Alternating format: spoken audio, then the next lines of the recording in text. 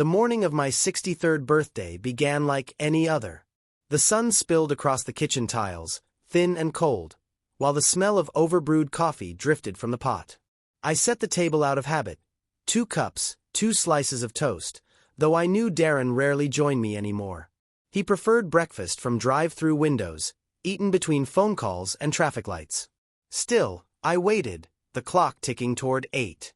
He appeared at last, keys jingling, his tie crooked. "Happy birthday, Mom," he said, brushing my shoulder with a quick kiss that landed more on the air than on my skin. "Got something special planned for you today." I tried to smile. "You remembered." "Of course." He forced a grin that didn't reach his eyes. "Grab a coat. We're going for a drive." "Big surprise." "A drive." My heart lifted despite the unease in his voice. It had been months since we'd gone anywhere together. I imagined a picnic by the river, maybe the old diner we used to visit when he was little. I even put on lipstick, an old coral shade that had survived decades in the drawer. The city blurred behind us within minutes. Glass towers gave way to suburbs, then to stretches of highway lined with fields that looked half dead under the pale winter light. Darren hummed tunelessly, tapping the wheel. Every time I tried to ask where we were going, he said, "You'll see, Mom. Just relax." So I did, or tried to. The further we drove, the quieter it became. Houses thinned out until only telephone poles kept us company. The air grew heavy with that scent of damp soil and rusted metal. I watched the landscape darken as if color itself were draining from the world. Finally, Darren turned down a dirt road I didn't recognize. The tires crunched over gravel, then over something softer, mud. A flock of blackbirds scattered as the car lurched forward. "Almost there," he muttered. His knuckles were white on the steering wheel. When the car stopped, I thought we'd reached the wrong place. Before us stood a house, or what used to be one. The roof sagged like a broken spine, boards rotting, windows blind with dust. A single shutter flapped weakly in the wind. Behind it, the woods closed in, thick and watchful. Darren got out, opened my door. "Well," he said, forcing brightness. "Your gift." I stepped onto the cold ground, shoes sinking into wet earth. "Gift." He pointed to the ruin. "It's yours, Mom. Your own place. Fresh air, peace and quiet. Tiffany found it online.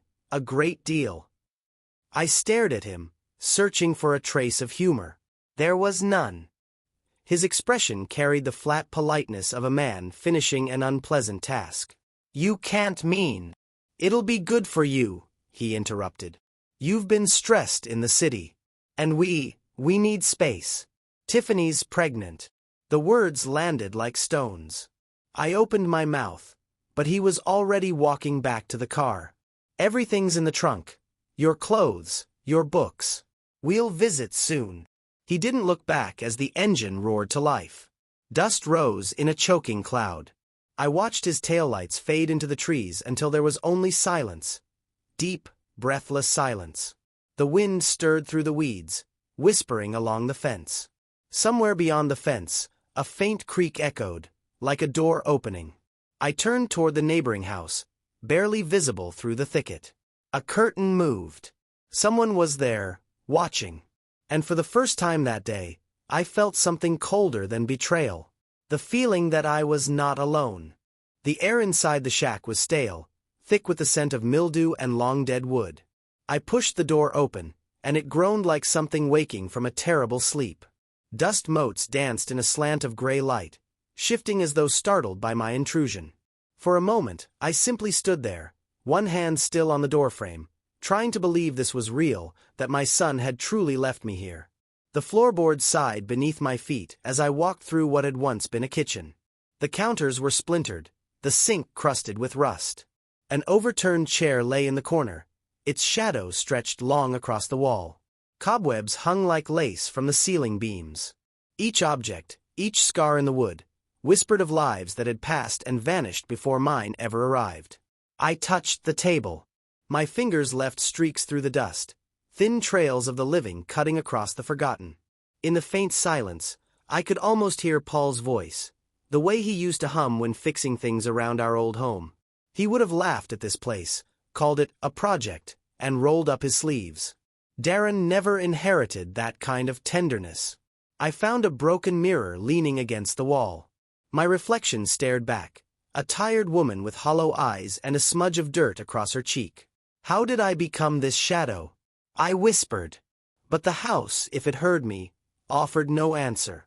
I began to tidy without thinking, sweeping dust into piles with a torn broom, righting the chair, opening a window to let in a sliver of light. The effort felt foolish and necessary all at once. As the sun sank, a pale gold glow crawled through the boards, painting stripes across the floor. Outside, the world was silent except for the soft hiss of the wind through the weeds. When darkness finally crept in, I lit the candle I'd found in my bag. Its small flame shivered, throwing long, quivering shadows across the walls. I ate a crust of bread from my pocket, drank lukewarm water, and sat by the door, listening. That was when I heard it. A sound too deliberate to be the wind. Footsteps. Slow. Circling the house. The crunch of gravel, then a pause. Another step, closer this time. My breath hitched. I held the candle lower, the flame shrinking to a trembling dot. Then came the whistle. Low, tuneless, but steady. Someone was out there, pacing around the house like a predator testing a cage.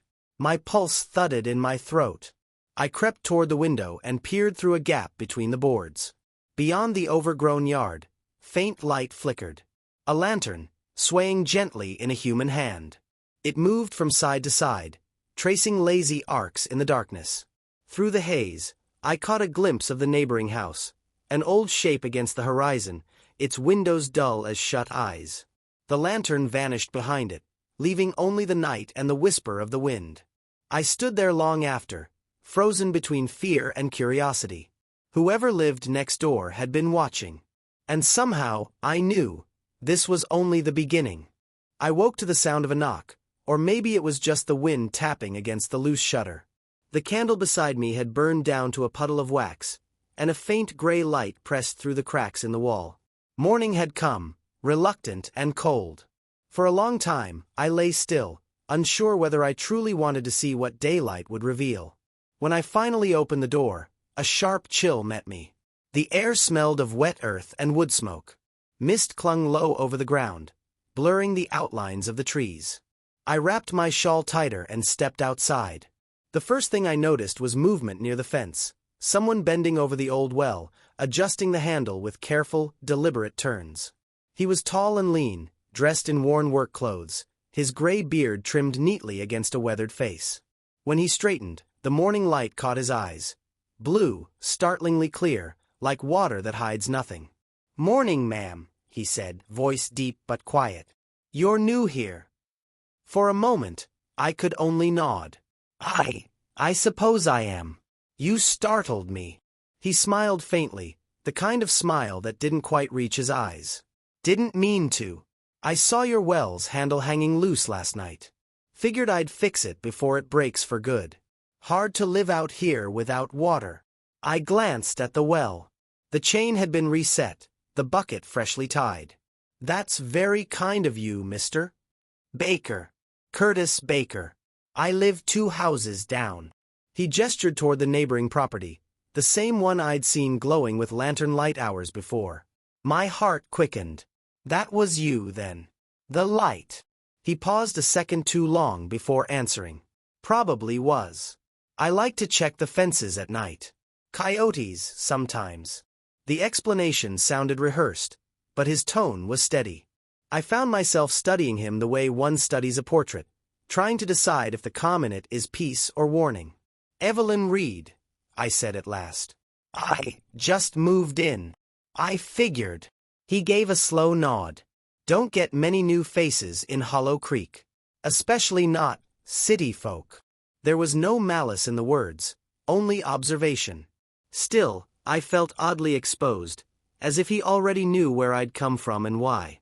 He worked silently for a while, testing the well's handle, listening to its creak. "Should draw clean water now," he said.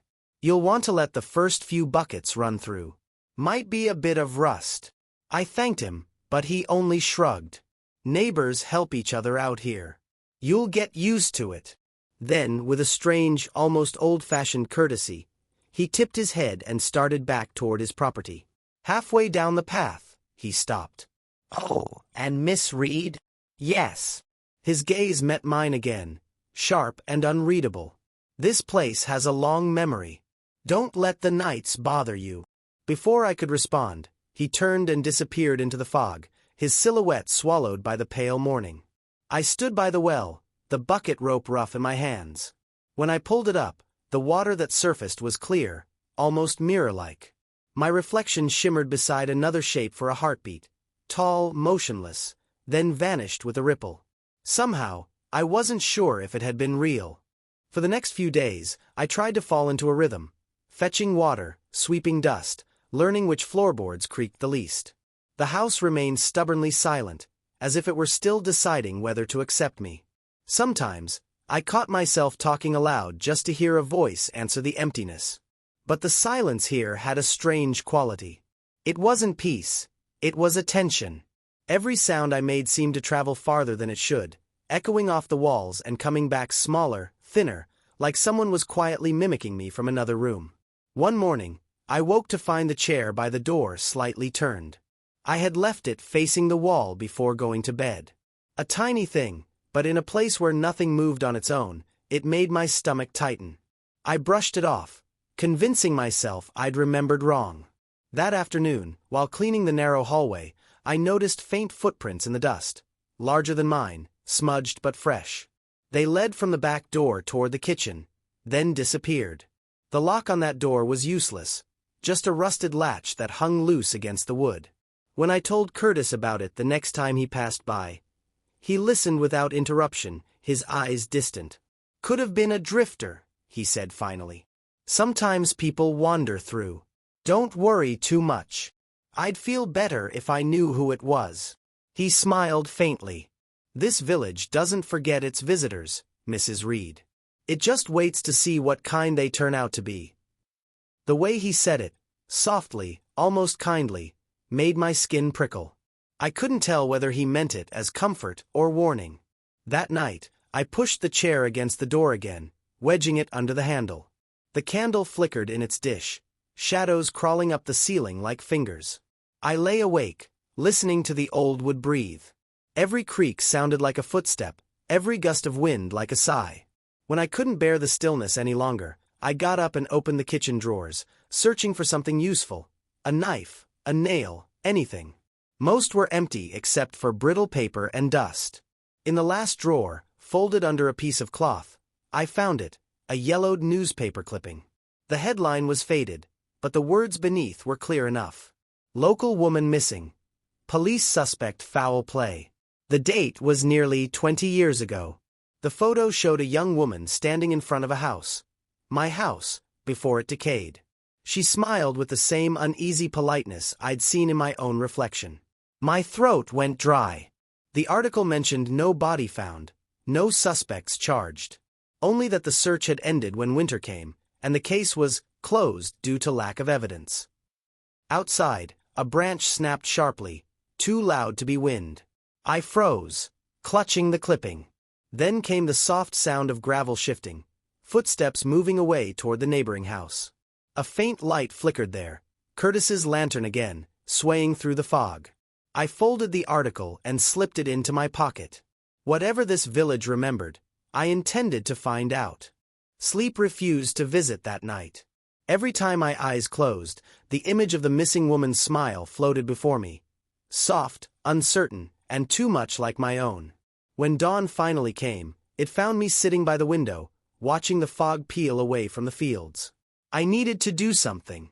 Anything. The air in the house was too heavy with waiting. I rummaged through the old canvas bag Darren had left at my feet that day. Beneath folded clothes and a cracked bar of soap, I found it, my flip phone. Small, outdated, but solid in my palm, like a lifeline I'd forgotten I still owned. When I pressed the power button, the screen flickered weakly to life. No signal. Of course. I walked outside, the cold biting through my sleeves, and followed the path behind the house until the ground began to rise. The hill wasn't steep, but my legs trembled halfway up. I stopped to breathe, glancing back. The shack looked smaller from here, fragile as a bird's nest. At the top, the phone blinked. 2 bars of service. Enough. The first number I called was the bank. My voice shook at first, then steadied as the words spilled out. Requests, instructions, boundaries I should have drawn years ago. Block all powers of attorney in my son's name. Transfer my deposits to my private account. From this moment on, no one touches my finances without me. Mr. Harrison, the branch manager, hesitated. Mrs. Reed, are you sure? Your son. I'm sure, I cut in. Do it now. The line was silent for a beat, then he said quietly, it will be done within the hour. When I ended the call, a strange calm settled over me. The first thread that tied me to their control had been cut. But another name pulsed in my memory. Marcus Jones. Paul's old friend, once a detective, now retired. He'd helped us with legal papers years ago. Honest, steady, the kind of man who still believed in right and wrong. I scrolled through the phone's worn contact list until I found his number and pressed call. He answered on the second ring, his voice older, roughened. Evelyn Reed. I haven't heard that name in years. I need your help, Marcus, I said. It's about my son and my husband's property. Something isn't right. There's fraud, signatures, accounts, maybe worse. He didn't ask for details, not yet. I'll look into it. I still know a few people who owe me favors. Are you safe where you are? I hesitated, scanning the valley below. From the hilltop, I could see the roof of my house, and beside it, Curtis's yard. A figure stood near his porch, barely visible through the thinning fog. Watching. I'm fine, I said softly. For now. Then hold tight. I'll call you in 2 days. Don't tell anyone you've reached me. The call ended. The phone's screen dimmed to black. When I looked down again, the figure by the fence had vanished, but the faint shimmer of a lantern winked once, then went dark. Something told me my call hadn't gone unheard. The next morning arrived with a gray sky and the smell of rain. I stepped outside to fetch water, still uneasy from the calls I'd made the day before. The air felt different now, charged, expectant, as if the land itself knew something had shifted. Curtis appeared by the fence, as he often did, with that quiet, unhurried gait that made no sound on the gravel. He carried a small tin kettle in one hand and a bundle of herbs in the other. Morning, Miss Reed, he said, lifting the kettle slightly. Thought you might like some real tea. The kind that clears your head. I hesitated, then nodded. Thank you. It's been a while since I had company. He smiled faintly, the lines around his eyes deepening. Then we'll fix that. Inside, I lit the stove, and he set the kettle to boil. The warmth of the fire softened the edges of the room. Curtis sat opposite me at the rickety table, folding his hands like a man accustomed to long conversations. For a while, we drank in silence. You've settled in quick, he said at last. Most city folk don't last 2 nights out here. Too quiet for them. Too quiet for me too, I admitted. But sometimes quiet is the only thing left when everything else has been taken. He gave a knowing nod. That's the truth. His gaze drifted toward the boarded window. This house, it's seen its share of things. Folks forget that, but I don't. I was here when the girl disappeared. The one from that article you found. My heart gave a startled leap.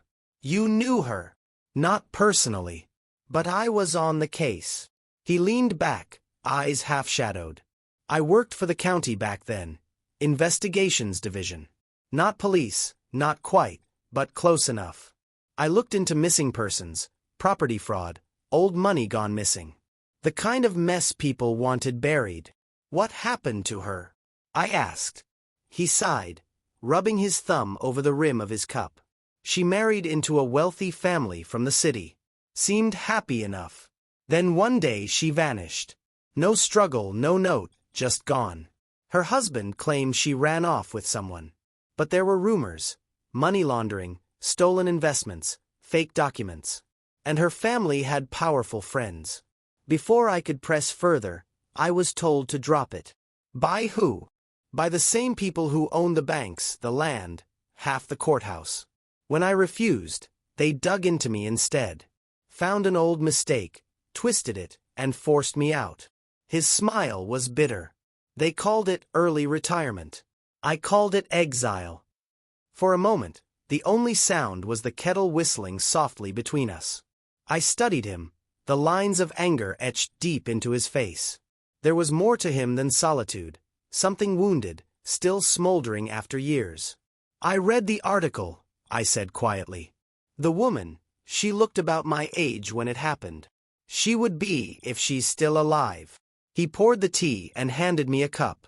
The steam rose between us, blurring his features. I never stopped looking into that case, he said. Never stopped wondering who benefited from her disappearance.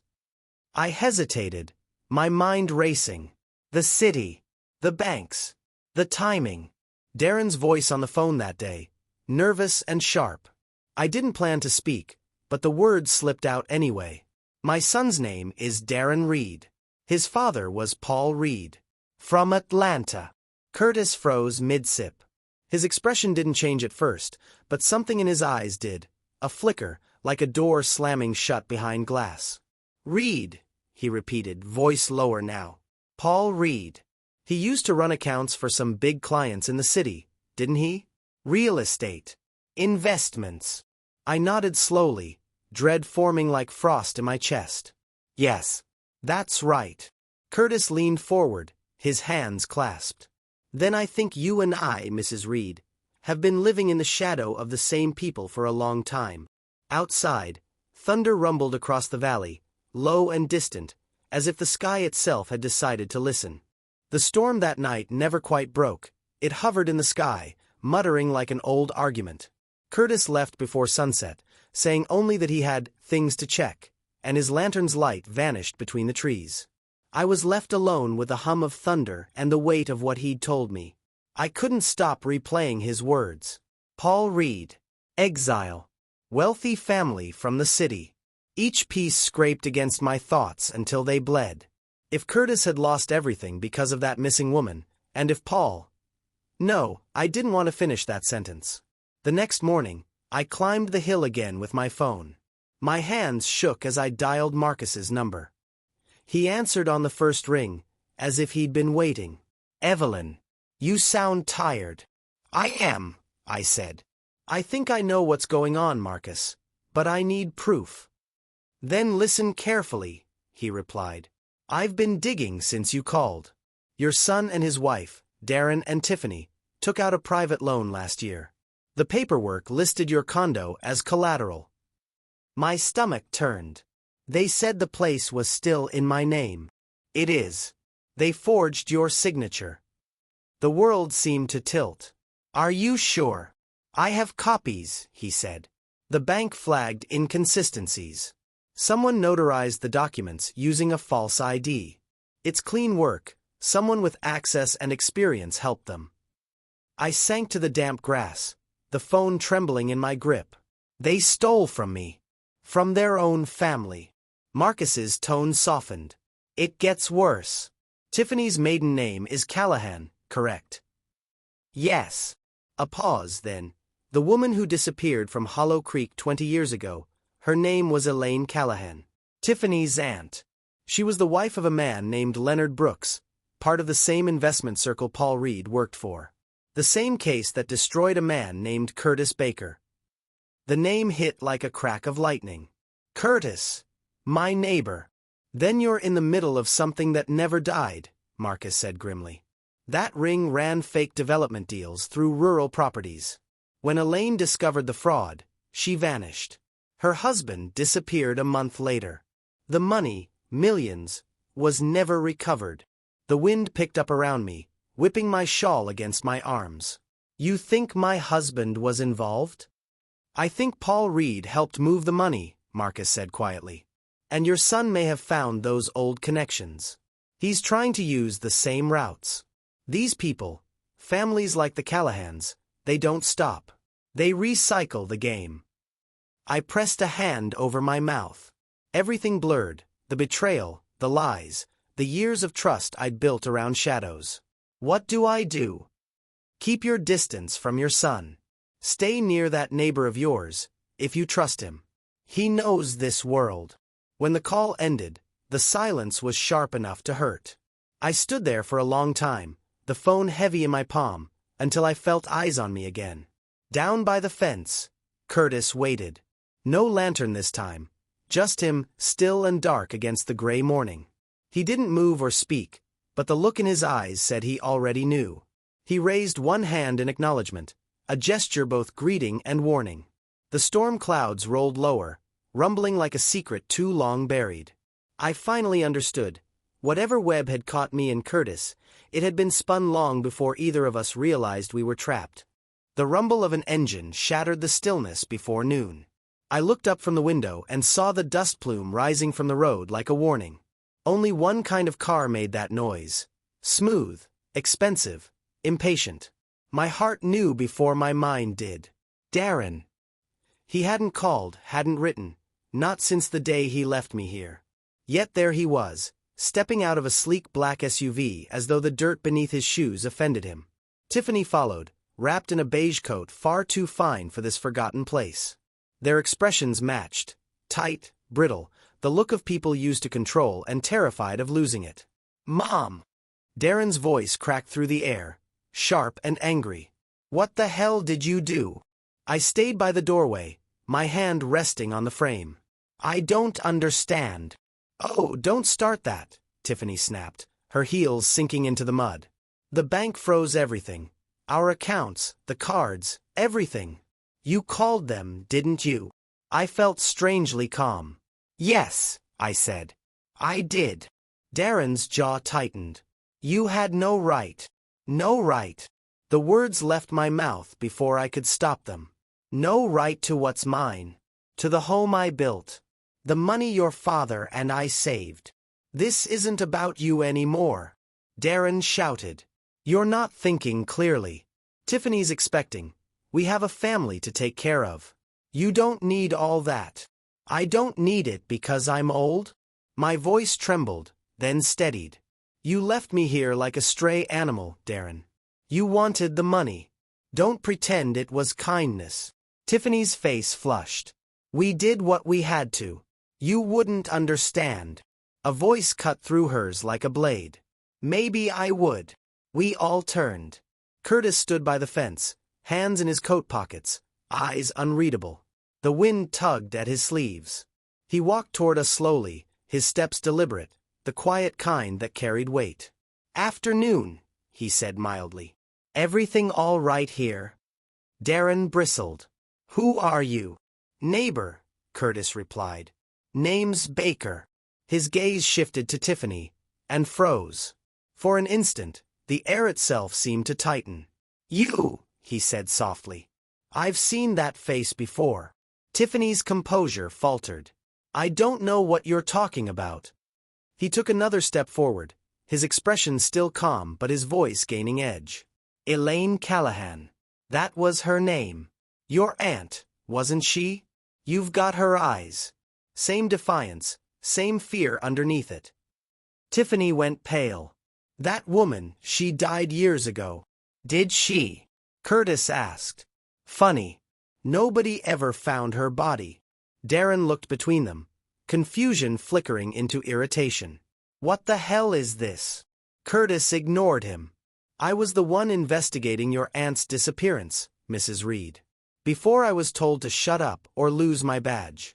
The same people who buried that case are the ones your husband and father-in-law worked for. Tiffany's mouth trembled. You don't know anything. I know more than you'd like. Curtis's eyes shifted to Darren. Your wife's family ran the same racket your father helped start. And now you're continuing it, using your mother's name to wash the money they stole. Stop, I whispered, though my voice was barely sound. Darren stepped forward, his temper flaring. You think you can just accuse us? Don't, Curtis interrupted, his tone suddenly cold enough to freeze the air. I don't accuse. I recognize patterns. And you too, he nodded between them. You're the end of one. For a long moment, no one spoke. Even the wind seemed to still. Finally, Tiffany's control cracked. Fine, she spat. Yes, we forged the papers. We needed the money, your money. Because your son's brilliant father left us debts. You think Paul Reed was a saint? He helped steal millions, and now we're the ones cleaning up his mess. The confession hung there like smoke. Darren's face drained of color. Tiffany. But it was too late. The silence that followed was heavier than any shout. I stood frozen, staring at them both. My tears didn't fall, they simply dried where they'd begun. Whatever love I had for my son had been hollowed out long before this moment. Now, there was nothing left but clarity. Curtis met my gaze across the yard. There was no triumph there, only recognition, the look of someone who'd spent a lifetime waiting for the truth to come home. Thunder rolled again in the distance, closer this time. The storm that had been circling for years was finally about to break. The storm broke just after nightfall. Rain lashed the roof in fierce, uneven bursts, each drop sharp as gravel. I tried to rest, but the argument's echoes refused to fade.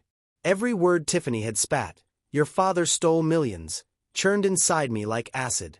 Curtis's face, calm yet haunted, lingered behind my eyes. Then came the shouts. At first, I thought it was the storm's voice twisting through the orchard. But the words grew clearer, human, raw, desperate. I rose and peered through the window. Lightning split the dark for a single heartbeat, revealing two figures near Curtis's property. Darren was there, soaked to the bone, digging beneath the apple tree with a shovel. Curtis stood over him, his lantern casting long shadows that seemed to stretch toward me. I grabbed my shawl and hurried into the rain.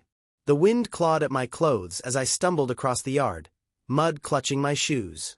When I reached the fence, I heard Darren's voice, frantic, trembling. "What the hell is this, old man? You've lost it." Curtis's reply was low, almost steady. "Keep digging." "I'm done." Darren threw down the shovel, chest heaving. "I'm not part of your obsession." Curtis stepped closer, his tone tightening. "You don't even know what you're standing on, boy. You think you're clever, stealing from your own mother, but this ground? It holds the truth your father buried." Another flash of lightning, and I saw the hole. Fresh earth piled on either side. Darren's face pale and furious. The shovel still glinting in the rain. "Curtis!" I called, my voice barely cutting through the storm. "What are you doing?" He didn't answer. Instead, he pointed at the hole. "Tell her, Darren. Tell your mother what you found down there." Darren's breath came in ragged bursts. "There's nothing, just dirt." He stopped. His eyes widened. Something metallic had caught his hand mid-sentence. Slowly, he lifted it out of the mud. A locket. Old. Gold. Caked with rust. Even through the rain, I recognized the shape. It was the same one from the newspaper photo. Curtis stepped forward, his expression unreadable. "Open it." Darren hesitated, then snapped it open. The hinge creaked, a fragile sound beneath the storm. Inside were two faded faces pressed together in a photograph. A smiling woman I didn't know, and Paul. My knees nearly buckled. "No," I whispered. "That's impossible." Curtis's eyes never left me. "Elaine Callahan. Tiffany's aunt. Your husband's mistress. When she tried to expose the fraud, he helped make her disappear. I couldn't prove it back then. The men above him made sure of that. But your husband left his signature everywhere he went." Darren stared at the photo, shaking his head. "No. He wasn't. He couldn't have." "Ask your wife," Curtis said softly. "Her family knows the story well. They kept the secret alive by marrying it into yours." A car engine roared behind us. I turned just in time to see Tiffany's SUV tear down the dirt road, its headlights slicing through the storm. "Coward," Curtis muttered, watching the lights vanish into darkness. Darren dropped the locket into the mud, his voice breaking. "You're lying." Curtis looked at him, something like pity flickering across his face. "Lies don't survive this long sun. Only guilt does." The thunder rolled again, lower, slower. I bent down and picked up the locket, clutching it until my hands hurt. In the distance, the orchard swayed in the wind, heavy with fruit that no one had come to harvest. And beneath its roots, I understood, lay more than just the bones of one woman. There were decades of silence rotting in that soil. By dawn, the storm had passed, leaving the earth raw and heavy. The orchard glistened under a pale gray sky, its branches bowed with rain. The hole beneath the apple tree was still open, dark as a wound that refused to close. Curtis stood beside it, his coat damp, the lantern burned out. I approached slowly, the locket cold in my fist. Darren sat a few yards away, hunched against the trunk, his eyes hollow. He hadn't spoken since the night before. "Did you sleep?" Curtis asked quietly, not looking at me. "No," I said. "I don't think I ever will again." He gave a small, weary nod. "That's the price of knowing. It doesn't come cheap." The morning air felt thick, as though it carried the weight of all the names, all the lies we had unearthed. I wanted to ask him how long he had known, how long he had carried this truth alone. But before I could, he answered the question himself. "Too long," he said. "Your husband wasn't a monster, Evelyn. Not at first. He got in deep, too deep. The money, the people behind it, they don't let go. Elaine Callahan found out, and he was sent to quiet her. He didn't kill her, but he helped cover it. I had proof once. But when I tried to bring it forward, my life was shredded piece by piece." He finally turned toward me, those pale blue eyes as steady as they'd been the day we met. "I've been waiting for something to bring the story full circle. I didn't expect it to be you. I didn't expect to be part of any story," I whispered. "I just wanted my son to care again." He smiled faintly, almost kind. "He will, eventually. When everything's stripped away, truth's all that's left to care about." Darren stirred at that, his voice hoarse. "What are you going to do now?" Curtis pulled a small, battered phone from his coat pocket. "What I should have done years ago." He dialed a number and waited. The wind rustled through the orchard, carrying the faint hum of a ringing line. When the voice answered, Curtis said simply, "Marcus Jones." "Curtis Baker. I think you've been expecting my call." I watched him as he spoke, measured, certain, the calm of a man walking toward the ending he'd already made peace with. "Yes," he said into the phone. "Tell them to bring a team.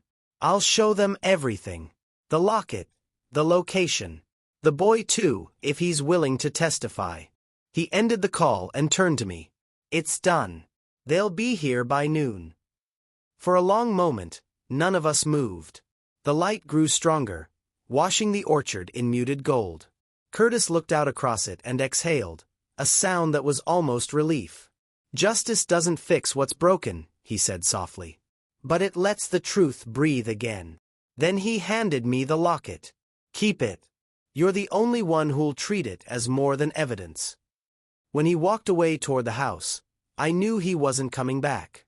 His shoulders, once rigid with anger, seemed lighter now, almost free. The orchard was quiet again, the kind of silence that comes after a confession. I opened the locket one last time, staring at the two faces that had doomed us all. And for the first time, I felt the ground beneath me steady. The courthouse smelled faintly of rain and paper, sterile, cold, unfeeling. Months had passed since the storm at Hollow Creek, yet it still echoed inside me.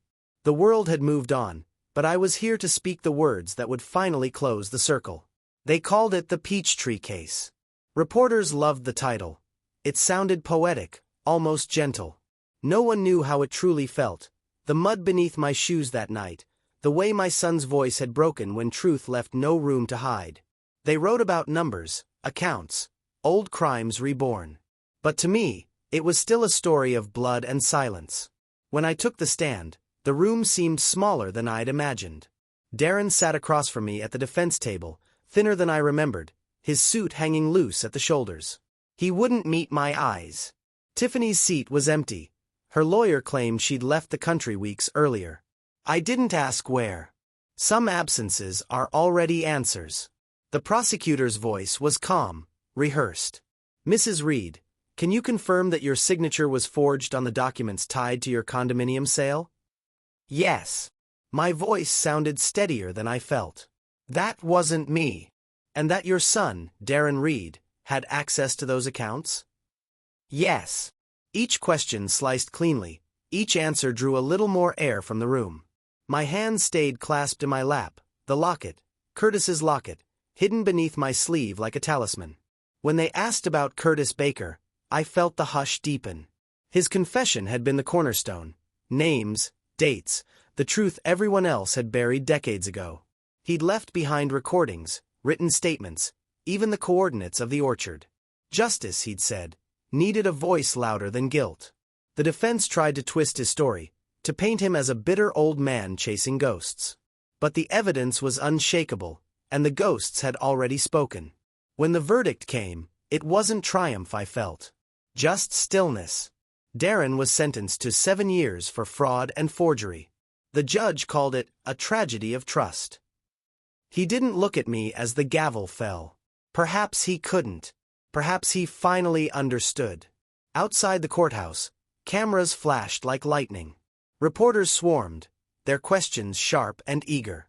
Mrs. Reed, how does it feel to see justice done? I didn't answer. Justice wasn't the word I'd use. This wasn't victory. It was a kind of cleansing. A long, painful exhale after years of holding my breath. I walked past them, down the steps, into the drizzle.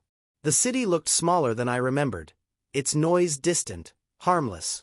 The air smelled faintly of spring. When I reached the bottom of the steps, Marcus was waiting by his car. He nodded, that quiet understanding in his eyes. It's over, he said. No, I replied softly. It's begun again. Just in a different way. He didn't question it. He knew what I meant.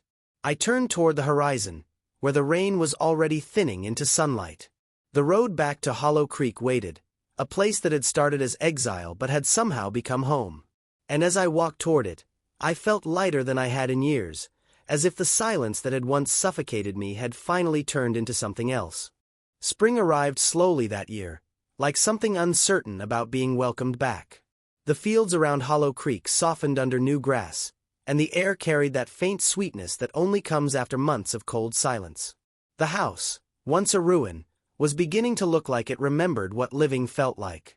The roof no longer leaked. The walls stood straight again, lined with fresh boards I'd scrubbed and painted myself. Each nail I drove into the wood sounded like a heartbeat returning. It wasn't perfect, nothing about it was, but it was mine. Outside the porch, I planted peonies. Curtis had told me once they were flowers of endurance, that they bloomed best after being cut back to almost nothing. I hadn't believed him then. Now, as their pink buds unfolded against the worn gray of the house, I understood. I spent my mornings tending the soil and my evenings sitting by the steps, listening to the wind thread through the trees. The orchard, too, had changed. No longer haunted, only quiet. The apple tree where the truth had surfaced now grew a wild cluster of white blossoms, as if the earth itself had forgiven what lay beneath it. Marcus had called weeks ago to say the investigation was over. Curtis's confession had reopened the old case, exonerating him of corruption and finally naming the men behind the fraud. The newspapers called him the last honest man of Hollow Creek. I knew he would have hated that. He wasn't after glory, only peace. Darren never returned to the village. He was serving time now, and though the ache of losing him lingered, it no longer hollowed me. Some silences are necessary. Some separations heal. That morning, I took the locket, the same one Curtis had placed in my hand before walking away, and walked toward the orchard. The ground was damp from last night's rain, the air bright with birdsong. His grave sat beneath the oldest tree, marked by a simple stone. No grand epitaph, just his name and 2 dates carved by someone who must have known he wouldn't want more. I knelt and brushed the leaves away. You kept your promise, I whispered. My voice didn't tremble this time. You gave the truth its place. I placed the locket beside the stone. The chain glimmered faintly in the sunlight, catching the blush of the apple blossoms above. For a moment, the orchard seemed to hold its breath. Then a breeze passed through, gentle and full, scattering petals across the ground like a quiet benediction. I stood, wiping the soil from my hands, and looked back toward the house. The porch gleamed faintly in the light. The peonies had opened while I was gone, full and radiant, nodding toward the path that led home. The sun climbed higher, warm against my face. "They abandoned me here to disappear," I murmured, watching the petals drift away. "But this is where I became whole." The wind carried the words through the orchard, across the hills, until they became part of the morning itself, soft, certain, and free.